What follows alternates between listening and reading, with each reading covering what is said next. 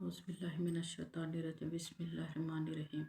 اللہم صلی علی سیدنا شفینا حبیبنا مولانا محمد وعلی آلہ محمد مبارک وسلم۔ السلام علیکم ورحمۃ اللہ وبرکاتہ۔ دعوت اسلام کے 3 دور۔ پہلا دور 3 برس تک حضور اقدم صلی اللہ علیہ وسلم انتہائی پوشیدہ طور پر نہایت رازداری کے ساتھ تبلیغ اسلام کا فرض ادا فرماتے رہے، اور اس درمیان میں عورتوں میں سب سے پہلے حضرت بی بی خدیجۃ الکبریٰ اور آزاد مردوں میں سب سے پہلے حضرت ابو بکر صدیق رضی اللہ تعالیٰ عنہ، اور لڑکوں میں سب سے پہلے حضرت علی، اور غلاموں میں سب سے پہلے حضرت زید بن حارثہ ایمان لائے۔ پھر حضرت ابو بکر صدیق رضی اللہ تعالیٰ کی دعوت و تبلیغ سے حضرت عثمان، حضرت زبیر بن العوام، حضرت عبد الرحمن بن عوف، حضرت سعد بن ابی وقاص، حضرت طلحہ بن عبید اللہ رضی اللہ عنہ بھی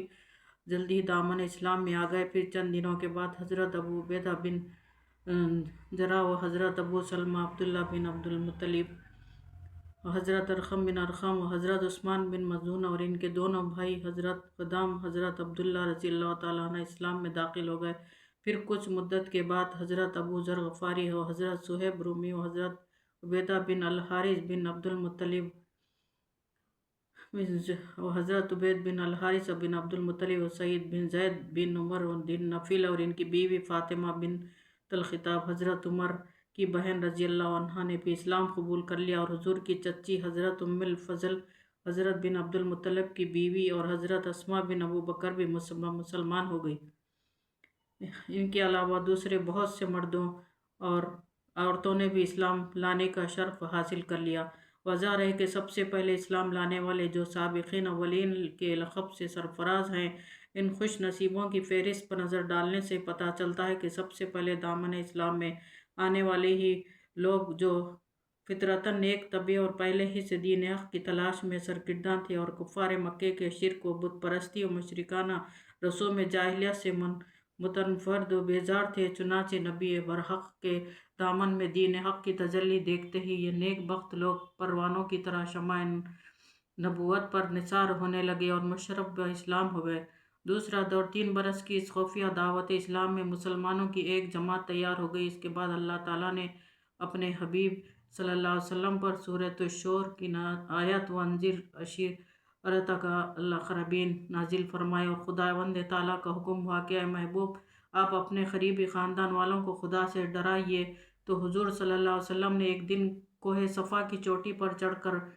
یا معاشرہ قریش کہہ کر قبیلہ قریش کو پکارا۔ جب قریش جمع ہو گئے تو آپ نے فرمایا کہ اے میری قوم، اگر میں تم لوگوں سے یہ کہہ دوں کہ اس پہاڑ کے پیچھے ایک لشکر چھپا ہوا ہے جو تم پر حملہ کرنے والا ہے، تو کیا تم لوگ میری بات کا یقین کر لو گے؟ تو سب نے ایک زبان ہو کر کہا کہ ہاں ہاں، ہم آپ کی بات کا یقین کر لیں گے، کیونکہ ہم نے آپ کو ہمیشہ سچا اور امین ہی پایا ہے۔ آپ نے فرمایا کہ اچھا، تو پھر میں یہ کہتا ہوں کہ میں تم کو عذاب الہی سے ڈرا رہا ہوں، اگر تم لوگ ایمان نہ لاؤ گے تو تم پر عذاب الہی اتر پڑے گا۔ یہ سن کر تمام قریش، جن میں آپ کا چچا ابو لہب بھی تھا، سخت ناراض ہو کر آپ سب کے سب چلے گئے اور حضور کی شان میں اول فل بکنے لگے۔ تیسرا دور اب وہ وقت آ گیا کہ اعلان نبوت کے 4تھے سال سورہ حجر کی آیت فَأَسْدَى مِمَّا تُؤْمَرُ نازل ہو گئی، اور حضرت حق جل شانہ نے یہ حکم فرمایا کہ اے محبوب، آپ کو جو حکم دیا گیا ہے اس کو علی اللہ اعلان بیان فرمائیے۔ چنانچہ اس کے بعد آپ علانیہ طور پر دین اسلام کی تبلیغ فرمانے لگے اور شرک و بت پرستی کی کھلم کھلا برائی بیان فرمانے لگے، اور تمام قریش بلکہ تمام اہل مکہ بلکہ پورا عرب آپ کی مخالفت پر کمر بستہ ہو گیا، اور حضور صلی اللہ علیہ وسلم اور مسلمانوں کی اعزا رسانیوں کا ایک طولانی سلسلہ شروع ہو گیا۔ رحمت عالم پر ظلم و ستم، کفار مکہ، خاندان بنو ہاشم کے انتقام اور لڑائی بھڑک اٹھنے کے خوف سے حضور صلی اللہ علیہ وسلم کو قتل تو نہیں کر سکے، لیکن طرح طرح کی تکلیفوں اور اعزا رسانیوں سے آپ پر ظلم و ستم کا پہاڑ توڑنے لگے۔ چنانچہ سب سے پہلے تو حضور صلی اللہ علیہ وسلم کا ہن ساحر شاعر مجنون ہونے کا ہر کوچہ بازار میں زوردار پروپیگنڈا کرنے لگے۔ آپ کے پیچھے شریر لڑکوں کا غول لگا دیا جو راستوں میں آپ پر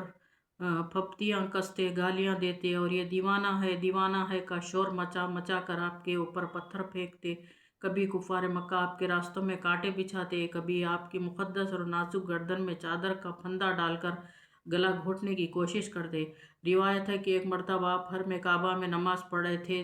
ایک دم سنگ دل کافر عقبہ بن ابی معیط نے آپ کے گلے میں چادر کا پھندا ڈال کر اس زور سے کھینچا کہ آپ کا دم گھٹنے لگا۔ چنانچہ یہ منظر دیکھ کر حضرت ابو بکر صدیق بے قرار ہو کر دوڑ پڑے اور عقبہ بن ابی معیط کو دھکا دے کر دفع کیا اور یہ کہا کہ کیا تم لوگ ایسے آدمی کو قتل کرتے ہو جو یہ کہتا ہے کہ میرا